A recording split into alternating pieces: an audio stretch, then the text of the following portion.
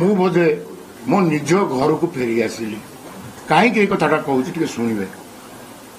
ମୋ ରାଜନୀତି ଆରମ୍ଭ ହୁଏ ଏନଡିଏ ସରକାର ସହିତ। ଯେତେବେଳେ 2000ରେ ମୁଁ ବିଧାୟକ ହୁଏ, ନବୀନ ବାବୁ ବିଧାୟକ ହୁଅନ୍ତି।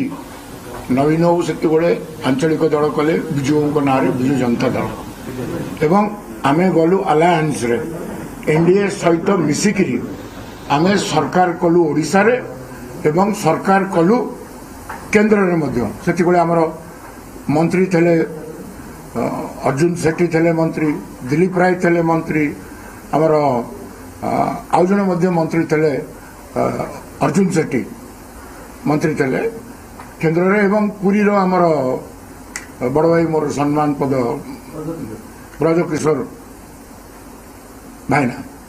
तेणु एनडीए रु मो राजनीति आरंभ होती आज मु एनडीए को फेरीगली। तेणु मुझे दृष्टि प्रधानमंत्री को धन्यवाद दूची मत से दल को स्वागत कर।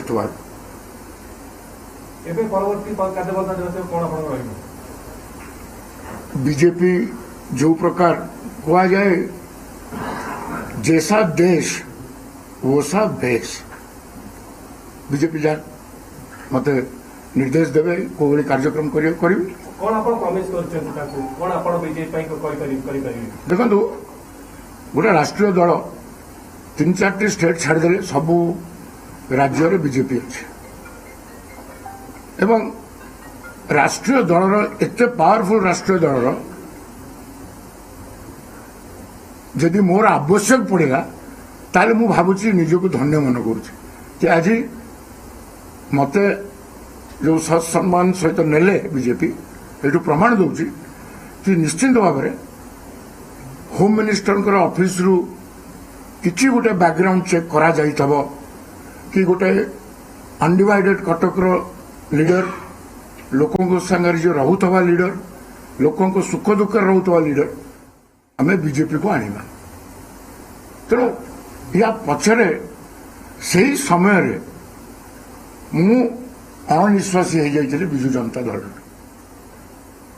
जहाँ को मु मो गुरु मानी, जहाँ को बहुत भल पाए नवीन पट्टनायक को तांको मत देखा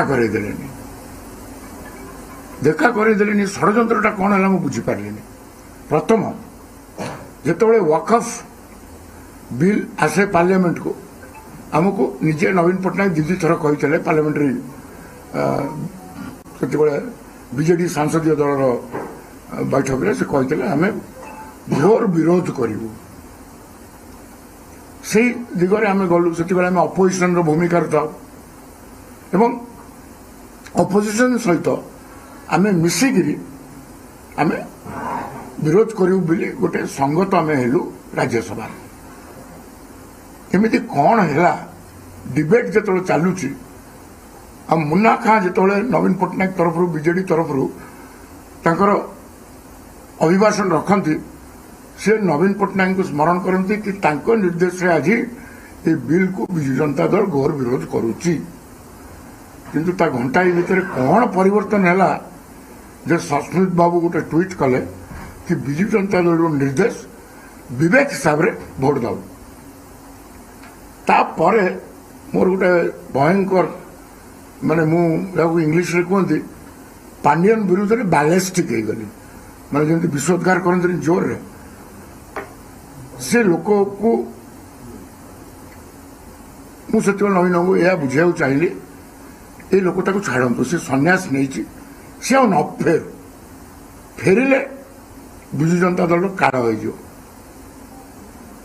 परवर्ती समय से लोक फेरिले परिचालना कले एवं आउ नवीन पट्टनायक एमपी आमर सांसदीय दल बैठक बंद करदे नवीन निवास को मत छाड़िले। तेणु नवीन निवासटा हूँ नवीन घर से घर पर किए कब्जा कर देवाशीष सामंतराय को एंट्री ना बहुत कष्ट गला जिनसा सर एक कथा नवीन पट्टनायक बुझिले ना नहीं आप तो बुझी पारे ना आप जड़े किए ब्रेक करुच्ची से कथा नवीन पाखे खबर आप जेहेतु एते क्लोज सहित थे आप बारंबार कहती सहित बहुत क्लोज से कथा समस्त जानती अंतर आज भी क्लोज उदय भी मुझे किंतु ତାଙ୍କର ମୁଁ ଏଇଠି ଗୋଟେ ଯୋଡ଼ିକି ଉତ୍ତର ଦେବି। ନିର୍ବାଚନ ବେଳେ ନବୀନ ବାବୁ କ'ଣ କହିଥିଲେ? ପାଣ୍ଡିଆନ ମୋର ଉତ୍ତର ଅଧିକାରୀ ନୁହଁ କହିଥିଲେ କି ନାହିଁ? ହେଲା, ଆମେ ବିଶ୍ୱାସ କଲୁ, ସେଇ ବିଶ୍ୱାସରେ ଚାଲିଲେ। ଯୋଉ ଦିନ ଗୋଟେ ଟ୍ରଷ୍ଟ ଗଠନ କରାଗଲା, ବିଜୁ ନବୀନ ଇନ୍ସପିରେସନାଲ ଟ୍ରଷ୍ଟ, ସେ ଟ୍ରଷ୍ଟରେ 100 କୋଟି ଟଙ୍କା ଏବଂ ନବୀନ ବାବୁଙ୍କର ଦିଲ୍ଲୀ ନିବାସ ଯୋଉଟାକି ବିଜୁ ବାବୁଙ୍କର ଘର, ସେଇଟାକୁ ସେ ଟ୍ରଷ୍ଟ ଅଫିସ ହେଇଗଲା, ଟ୍ରଷ୍ଟକୁ ପଳେଇଲା। ଏବଂ କିଏ ରହିଲେ ସଭାପତି? ଭୈରବ ପାଣ୍ଡିଆନ। ତାଙ୍କ ସହିତ ଆଉ 2 ଜଣ କିଏ ରହିଲେ? ସନ୍ତୃପ୍ତ ମିଶ୍ର ଏବଂ ଅଶୋକ ପରିଜା। ଏମାନେ କୋଉ ଦିନ ବିଜୁବାବୁଙ୍କ ଆଦର୍ଶରେ କି ବିଜୁବାବୁଙ୍କୁ ଜାଣିଛନ୍ତି ନା ବିଜୁବାବୁଙ୍କ ପାଇଁ ଲଢ଼େଇ କରିଛନ୍ତି?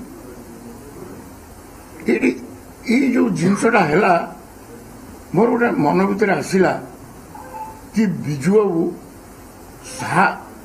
ଲେଜେଣ୍ଡାରୀ ବିଜୁବାବୁ, ଯାହାଙ୍କୁ ଆମେ କହୁ କଳିଙ୍ଗ ପୁତ୍ର, କଳିଙ୍ଗ ଷଣ୍ଢ ବୋଲି କହୁ, ତାଙ୍କ ସ୍ମୃତି ଯୋଉଟାକି ତାଙ୍କ ଘର ଅଛି ଏବେ ଅବଦୁଲ କଲାମ ଆଜାଦ ରୋଡରେ, ଆଗରୁ ଥିଲା ଔରଙ୍ଗଜେବ ରୋଡ। ବିଜୁବାବୁଙ୍କ ସ୍ମୃତିକୁ ଯଦି ଏହିଭଳି 3 ଜଣଙ୍କୁ ଟେକିଦେଲେ ଆଉ କ'ଣ ମୂଲ୍ୟ ରହିଲା? ଏ ଦଳ ତ ବିଜୁବାବୁଙ୍କୁ ସମ୍ମାନ ଦେଇପାରିଲାନି, ସେ ଦଳରେ କାହିଁ ରହିବି?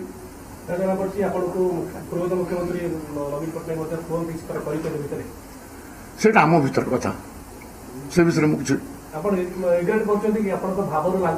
ନାଇଁ କୌଣସି ପାରିବ। ଭଲ ପାଇବା ବହୁତ ଅଛି, କିନ୍ତୁ ସେ ଘରରେ ଯେତେବେଳେ ମୋର ସ୍ଥାନ ନାହିଁ, ମତେ ସେ ଭୈରବ ପୁରେଇ ଦେବନି ସେଠିକି।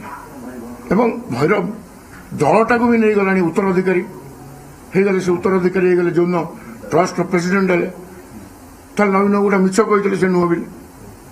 ଉତ୍ତରାଧିକାରୀ ମାନେ ସବୁକିଛି ଦେଇଦେବ। ବିଜୁବାବୁଙ୍କ ସ୍ମୃତିଟା ହଉଛି ଓଡ଼ିଶାର ସମ୍ପତ୍ତି। ଓଡ଼ିଶା ସମ୍ପତ୍ତିଟା ଯଦି ବାହାର ରାଜ୍ୟର ଗୋଟେ ଲୋକକୁ ଦେଇଦେବେ, ଆଉ କୋଉଠି ବିଶ୍ୱାସ ରହିବ ମୋର ଯେ ପାଣ୍ଡିଆନ ଅଣ୍ଡରରେ ରହିକି ମୁଁ କାମ କରିବି? ଆପଣଙ୍କ ପଛଟା ଦେଖୁଛୁ, ବହୁତ ପୂର୍ବତନ ମନ୍ତ୍ରୀ ବିଧାୟକ ମାନଙ୍କ ମଧ୍ୟ ସମର୍ଥନ ରହିଛି, ଅନେକ ବୈଠକ ମଧ୍ୟ କରିଛନ୍ତି। ସେମାନଙ୍କୁ ଆପଣ ଦିଗ୍ଦର୍ଶନ ଦେବେ କି ବିଜେପି ଆସୁଛନ୍ତି ମାନେ? ଦେଖନ୍ତୁ, ଗୋଟେ କଥା କହୁଛି, ବିଜୁ ଜନତା ଦଳରେ ବହୁତ ନେତାଙ୍କର ମୋ ମନରେ ଯାହା ସ୍ଥିତି ଉଠିଛି ତାଙ୍କ ମନରେ ବି ସେୟା ଅଛି। ବିଜୁ ଜନତା ଦଳ କେହି ମା ବାପା ନାହାନ୍ତି। ଦଳରେ ଗୋଟେ ନେତା ଗ୍ରିଭିଏନ୍ସ ଜଣେଇବାକୁ ଗଲେ ବି କାହାକୁ କହିବ? तो बीजेपी में मिसवा पड़े देवाशीष सामंतराय ये बड़ बयान। नवीन को पाई भल पाइबा एबे भी अच्छी, तांको मन रे मु भी अच्छी, किंतु से घरे मोर आउ स्थान नाही। पांडियान मते सेठी पसिबाकू दउ नाहंती, देबे नाही।